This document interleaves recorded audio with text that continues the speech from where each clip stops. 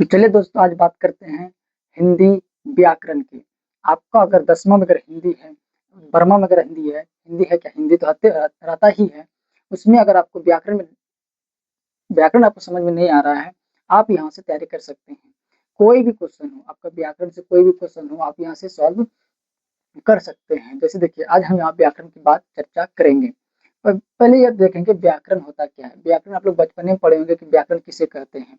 हालांकि ये क्वेश्चन आपको एग्जाम में नहीं पूछा जाता है कि व्याकरण किसे कहते हैं। देखो, सबसे पहले हम पढ़ेंगे व्याकरण में कि वर्ण वर्ण कितने होते हैं। सबसे पहले पढ़ेंगे वर्ण। वर्ण दो प्रकार के होते हैं। वर्ण दो प्रकार के होते हैं।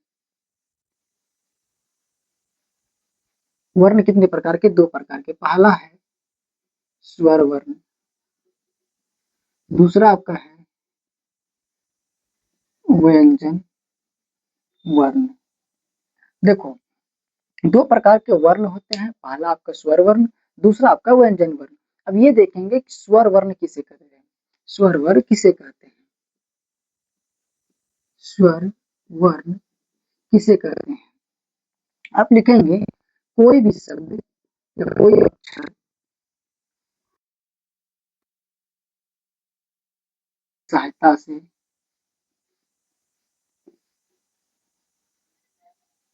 बिना किसी सहायता से बोले जाए उसे क्या कहेंगे? उसे स्वर वर्ण कहेंगे। जैसे फॉर एग्जाम्पल अ, आ और सही, ये हमारा क्या है? स्वर वर्ण है। ये देखेंगे कि स्वर वर्ण होते कितने हैं। स्वर वर्ण मुख्य रूप से कितना होता है? 11 होता है। कुल कितना होता है? कुल बोला जाए तो यह 13 होता है। कुल कितना होता है? 13। कैसे 13 होता है? इसमें दो क्या मिल जाता है? दो आपका अनुस्वर और अविसर्ग, ये आपका इसमें ऐड हो जाता है। इसलिए स्वर वर्ग संख्या कितना हो जाता है? 13। कुल 13, मुख्य रूप से 11। आपको जब भी पूछा जाए कि स्वर वर्गों की संख्या कितना है, आप एक बार जरूर को ऑप्शन को जरूर देखिए कि ऑप्शन में दिया क्या गया है और क्वेश्चन बोल क्या रहा है। तब आप लोग जाके इसे ठीक कर सकते हैं। चलिए अब बात करते हैं व्यंजन वर्ण की। व्यंजन वर्ण किसे कहते हैं?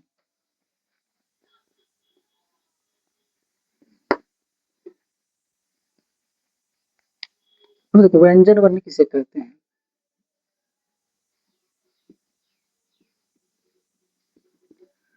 जो अक्षर जो अक्षर किसी के सहायता से किसी की सहायता से बोले जाते हैं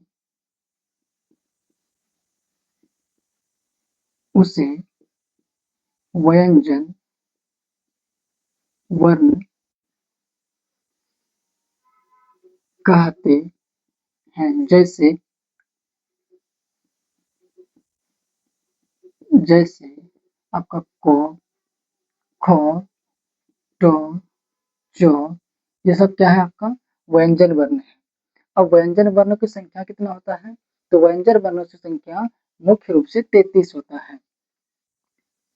मुख्य रूप से कितना होता है? 33 होता है। कुल पूछा जाए तो 41। कुल कितना होता है? कुल संख्या व्यंजन वर्णों की कितना होता है? 41। इसमें मिल क्या जाता है? अक्षर, तरह, ज्ञान, ये सब अब मिल जाता है, जो हमारा संख्या 33 से कितना हो जाता है? 41 हो जाता है। ये था आपका स्वर वर्ण और अब ये था व्यंजन वर्ण। अब हम बात करेंगे स्वर वर्ण कि स्वर वर्ण किसे कहते हैं। स्वर वर्ण के कितने भेद होते हैं, ये हम चर्चा करेंगे अब कि स्वर वर्ण के कितने भेद होते हैं। देखो, स्वर वर्ण के 3 भेद होते हैं। पहला आपका होता है ह्रस्व वर्ण, दूसरा आता है दीर्घ वर्ण, चौथा आता है पुलुत।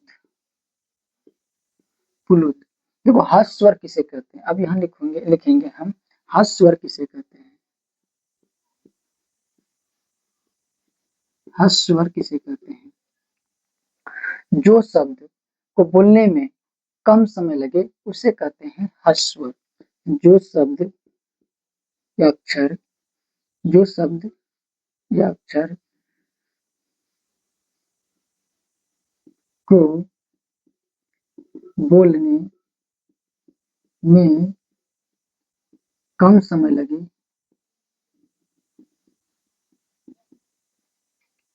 उसे हस्वर कहेंगे। हस्वर कहेंगे। जैसे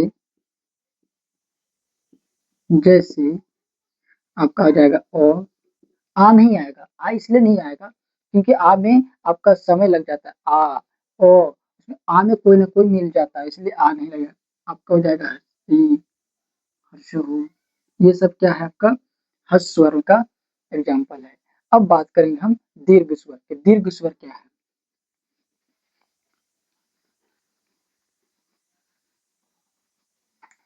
अब बात करेंगे दीर्घ स्वर।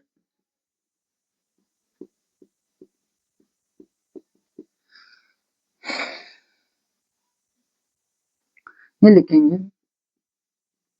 जिनके उच्चारण में, आप उसमें भी लिख सकते हैं कि जिनके उच्चारण में कम समय लगे उसे हस्वर कहते हैं। अब जिनके उच्चारण में दो से ज्यादा समय लगे, जिसके उच्चारण में दो से ज्यादा समय लगे उसे दीर्घ स्वर कहेंगे।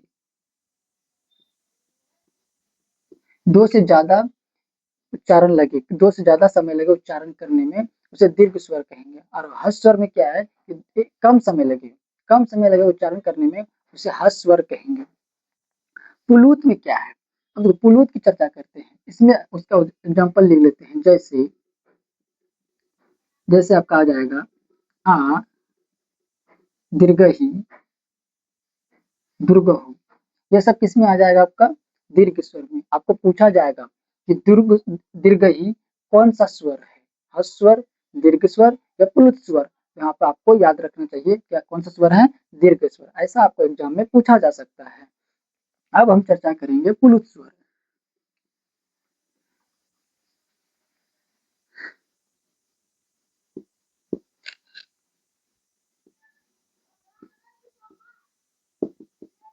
प्लुत समय, देखो प्लुत स्वर क्या होता है?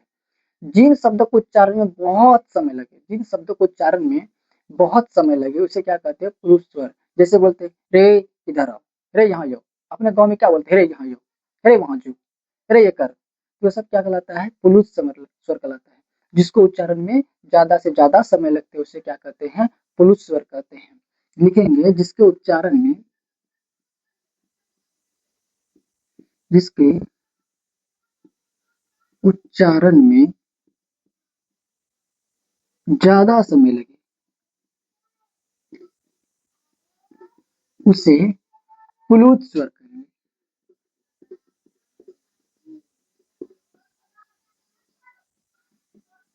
जैसे अरे सॉरी, जैसे अरे श्याम, हे राम, ए लड़का, ओ लड़की। ये सब क्या कहलाता है? प्लुत स्वर कहलाते हैं। ये था आपका स्वर वर्णों के भेद। चलिए अब आगे बढ़ते हैं।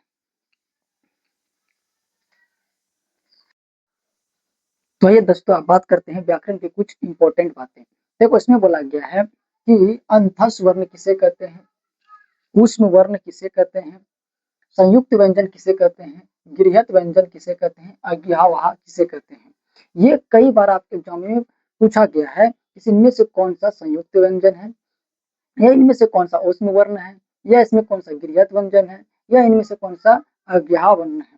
तो पहले याद करने, ये बहुत जरूरी है। आपको एग्जाम में कम से कम 1 से 2 नंबर आपको यहाँ से जरूर देखने मिलेगा। आप कोई भी से उठा लीजिए, हिंदी का एग्जाम हुआ आपको 10वां में, चाहे 12वां में, या कहीं भी हुआ है, आप जितना भी बिहार बोर्ड का है उसमें देख लीजिएगा हिंदी का उठा के, उसको 1 ना 2 क्वेश्चन आप उसमें जरूर मिला है। तो चलिए इसमें देखते हैं पहला क्या पूछा गया है, अंतस वर्ण। अंतस वर्ण में आपका क्या क्या आता है वो देखते हैं। अंतस वर्ण में आपका आता है यो, रो, लो, वो। ये क्या आता है, अंतस्थ वर्ण। अंतस्थ वर्ण में क्या क्या आता है, यो, रो, लो और वो, ये आता है अंतस्थ वर्ण में। अब आगे क्या है, उष्म वर्ण। उष्म वर्ण में क्या क्या आता है आपका, उष्म मतलब गर्मी, जैसे तालब सो, मूर्धन सो, दंत सो, हो, ये सब क्या है हमारा उष्ण वर्ण है। उष्ण वर्ण में क्या क्या आता है, तालब स्व, मूर्धन स्व, दंत स्व और हो। अब आगे आपका है संयुक्त व्यंजन। संयुक्त व्यंजन में क्या क्या आता है आपका, अक्ष, तर, ज्ञ, ये सब किसमें आता है, अक्ष, तर, ज्ञ, श्र, ये सब किसमें आता है आपका, संयुक्त व्यंजन में। संयुक्त व्यंजन में आता है अक्ष, तर, ज्ञ, श्र, ये सब किसमें आता है, संयुक्त व्यंजन में आते हैं। अब देखो गिरहत। गिरहत में क्या क्या आता है, गिरहत में बस दो ही गो आता है आपका। गिरहत में क्या क्या आता है, रो,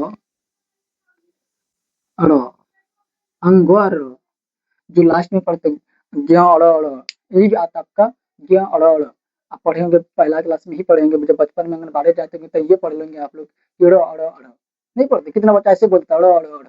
ये सब क्या है आपका, ये सब गिरहत व्यंजन है। अब देखो अयोग्यहावा में क्या आता है, अयोग्यहावा में आपका अनुस्वार और अविसर्ग आता है। अनुस्वार और अविसर्ग आपका अयोग्यहावा में आता है। दोस्तों ये याद रखना बहुत जरूरी है। आपको यहीं से पूछेगा क्वेश्चन कि तालब स्व कि कौन सा वर्ण है, तालब स्व कौन सा वर्ण है। अगर आप याद ही नहीं रखेंगे तो कैसे पता होगा कि तालब स्व कौन सा वर्ण है। तो आपको याद होना चाहिए कि तालब स्व कौन सा वर्ण है आपका, उष्ण वर्ण है। कौन सा वर्ण है, उष्ण वर्ण है, उष्ण। चलिए अब मिलते हैं नेक्स्ट क्लास में।